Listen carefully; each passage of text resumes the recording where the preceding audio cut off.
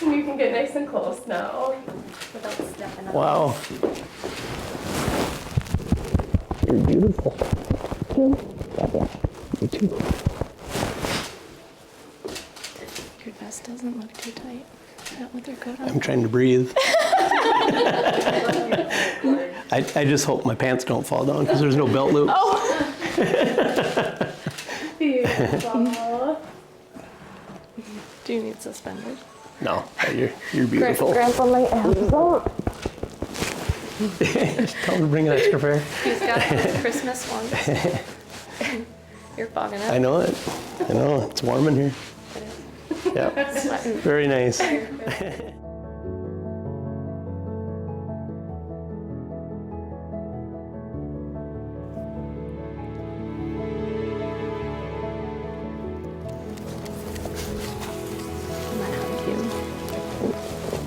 You look amazing.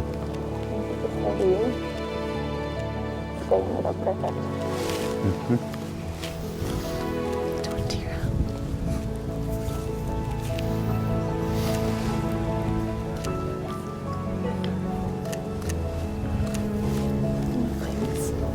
I'm all right.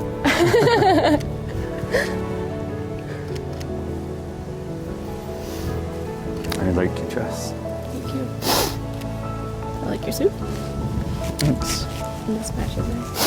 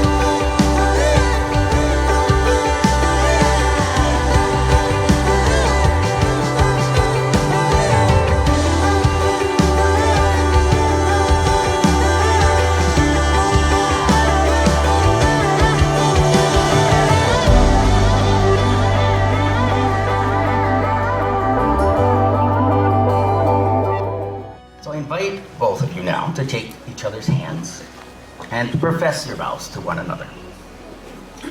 Sarah, as you take Joe's hand, repeat after me.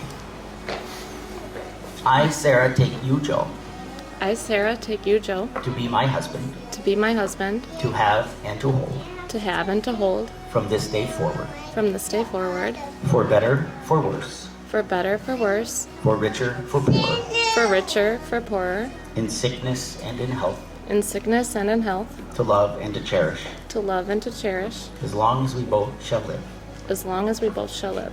according to God's holy law. According to God's holy law, This is my solemn vow. this is my solemn vow. Now, Joe, please repeat after me. I, Joe, take you, Sarah, I, Joe, take you, Sarah, to be my wife, to be my wife, to have and to hold, to have and to hold, from this day forward, from this day forward, for better, for worse, for better, for worse, for richer, for poorer, for richer, for poorer, in sickness and in health, in sickness and in health, to love and to cherish, to love and to cherish, as long as we both shall live, as long as we both shall live. according to God's holy law. According to God's holy law, This is my solemn vow. this is my solemn vow. Having given themselves together, or to each other by solemn vows with the joining of hands and the giving and receiving of rings, I pronounce that Joe and Sarah are husband and wife in the name of the Father and of the Son and of the Holy Spirit. Those whom God has joined together, let no one tear apart. It is my pleasure to be the first to introduce to you Mr. and Mrs. Morgan. You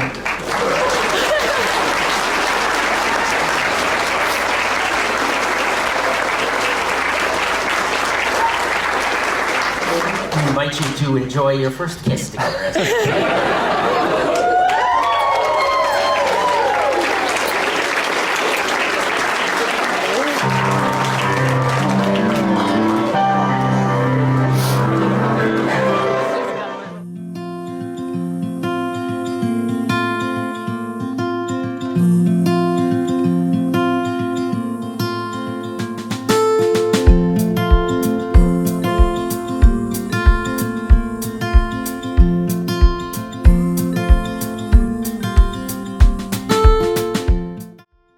Hello, everyone. Welcome.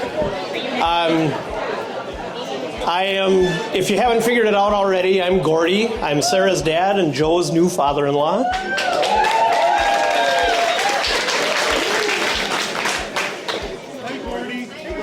Hey. So, it's been a long time since I've been in a room with this many Norwegians in this area, and there isn't a piece of lutefisk in sight, so that's a little unusual. As you can tell, I'm a little nervous being up here, and you wouldn't think so after speaking with so many students over the years, but this is a little different situation. But I have a feeling Sarah's probably a little more nervous about what I'm going to say. So I have that going for me. Okay, so a few years ago, a friend of mine told me that when any of your children get married, it's always a special day, but it's always a little different when it's your daughter. Stop it, Shirley. And yes, I have the Jen Wenham crying gene sometimes, so you have to bear with me. And it was true what he said to me. So in thinking about this and thinking about this day and what you want for your daughter, you don't want just any old average Joe.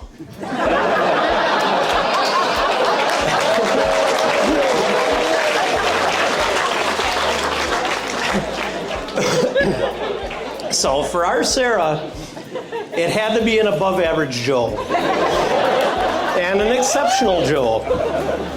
And Joe, you check off all the boxes for us. Welcome to the family. And Deb and Bob, thank you for raising the perfect Joe.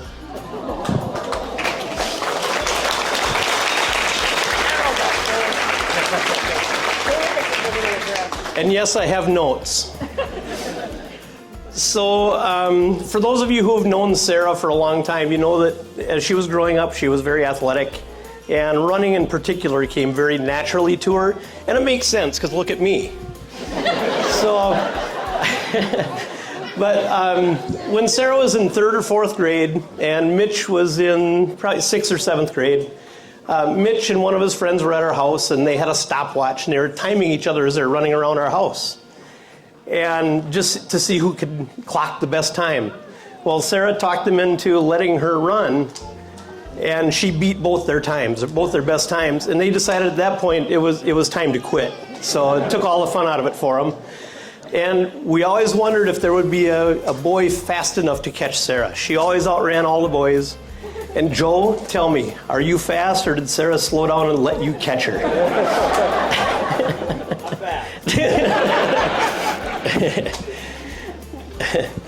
So back in April of 2020, Sarah called us on one of her sometimes nightly calls. She would always call and check in with us when she's on her way home from work or whatever.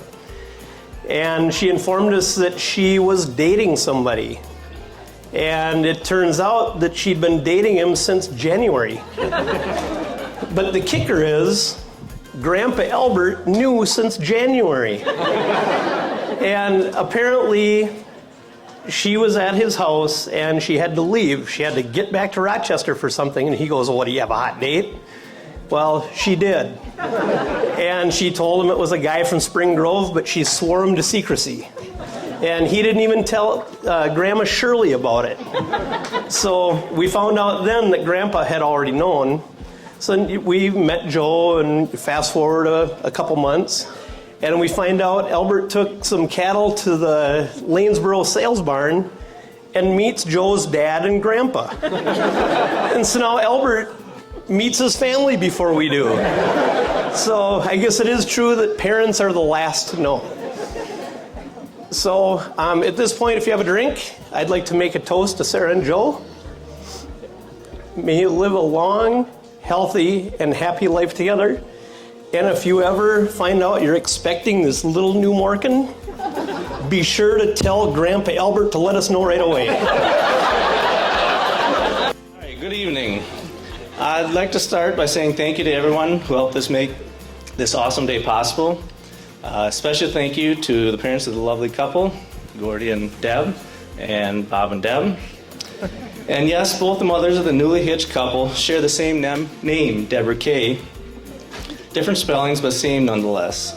I guess fate has a funny way of working things out. But for those of you that don't know me, I'm Sam, Joe's older brother. And when he asked me the best man, I was both honored and a little surprised that he chose me. Me, the bigger brother responsible for a fair, respectable, and sometimes earned amount of sibling mischief, shall we call it? To be fair though, I wasn't the master behind most of the shenanigans we put him through. And since I'm holding the microphone, I'd like to take this opportunity to toss my big sis Beth right under the bus and hold her primarily responsible. She ruled with a bit of an iron fist, and well, I did what any smart sibling would do, played along to avoid the pummeling.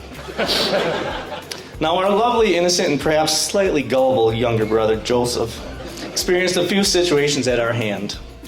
For instance, as children, I know we've all thought about what it might feel like to take a spin in the dryer, right?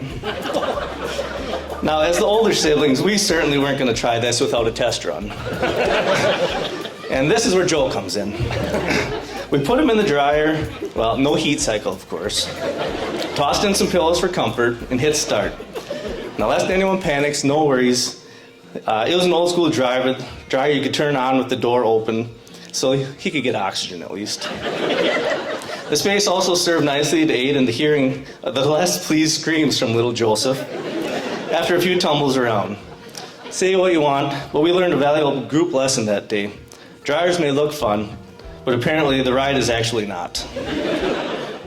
Another harmless shenanigan to note was the time we, the bored kids in a minivan, convinced young Joseph that it was the cool thing to do to take your chewing gum, spread it out, and rub it in your hair. Upon arriving at our destination, shopping of some sort, I believe, Mom, not impressed with our shenanigans at all. Poor Joe had to wear a hooded sweatshirt on a hot summer day with the hood up until we returned to the car. I think a buzz cut followed when he got home. But my favorite prank, hands down, was when we had Joe convinced that he was a replacement brother. Now let me explain. Joe, being your typical younger brother, liked to tag along and do typical younger sibling things, and that often resulted in irritation of older siblings. We, as the older siblings in this situation, decided to put a plan in place that would reduce this behavior. We informed Joe that we had a different brother before him named Peter. We told Joe that Peter went away because he was naughty and wouldn't eat veggies, listen to his siblings, etc., and got sent away. That meant whenever Joe was doing younger sibling things, we'd remind him about Peter and say how we missed him, and maybe he would come back. Now, truth be told, I'm not sure how much Joe actually believed these situations, although it did seem to sometimes work in our favor, so one could assume that at the very least he wasn't 100% sure and wanted to play it safe. Now, before you write us off as horrid siblings, Joe got himself into a few questionable situations himself. Let me share one of my favorites. On the farm, when we train our cows to come, when called, the calling for them is honking of a truck horn. This is extremely helpful when we need to round them up for vaccines and like. Now, there's a bit of a hierarchy doing this roundups. Able-bodied children, old enough not to get lost in the woods, chase the cows on foot, while parents follow in wheeled accommodations. The role of the horn honking is generally reserved for the young or unable or unwilling to run. This job is simple. Sit in the truck with the windows down while enjoying a nice summer breeze and honk the horn on occasion. That's it. Now, allegedly, at some point in time, during this arduous task, young Joseph had noticed a winged creature in the form of a harmless bumblebee outside of the truck. In a moment of panic and poor choices, our young Joseph hurriedly rolled up the window in the truck, initially proud of his ingenuity. I'm sure the sense of accomplishment shortly waned within the escalating temperatures in the cab of the truck. Never a quitter, though, Joe stuck by his decision to roll up keep the windows up, and continued to honk. One has to credit him with success. The cows did come running through the gate as they were trained to do. However, victory came with the consequences. In this instance, when the human showed up following the cows, we came upon a profusely sweaty and dirty Joseph, laying on the seat with his arm outstretched, still dutifully honking the horn.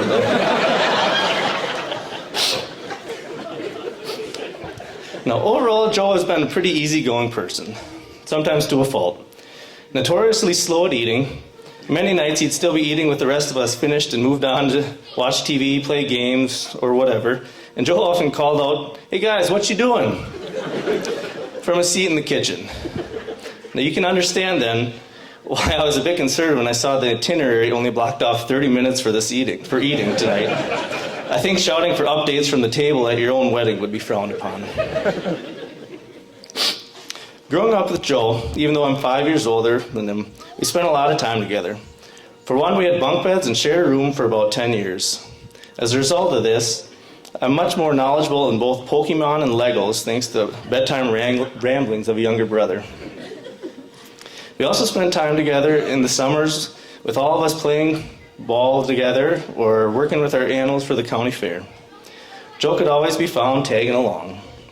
I thought once I got to high school sports, perhaps I'd catch a bit of a break. But that crafty Joe became the water boy, and our bonding time was extended once again. Even though at the moment I was less than thrilled to always have my dorky little brother tagging along, now I think back fondly to these memories. And today, however, is the official day you start your new memories of your own family unit with your beautiful wife, Sarah. Now, we had met Sarah a few times when they started dating, but it wasn't until our first trip up north with extended family that I really got to know her. I will say in previous meetings, Sarah, while always sweet and kind, had come across a bit quiet. I must admit there was a bit of apprehension in wondering how she would fit in with our lovely and boisterous bunch. As it turns out, she fits in just perfectly. This was demonstrated during an unruly daily family card game that's played after the little kiddos go to bed. This particular night, Sarah was seated next to my dad. Dad, in his true form, had been trash-talking all night long as he'd been getting good cards. Now, sassy Sarah had had enough of it, and just when my dad was poised to win, Sarah sacrificed her own score and lost the game just to make sure my mouthy dad would not win. It was at that point in time I knew she'd be able to hold her own and fit right in with us.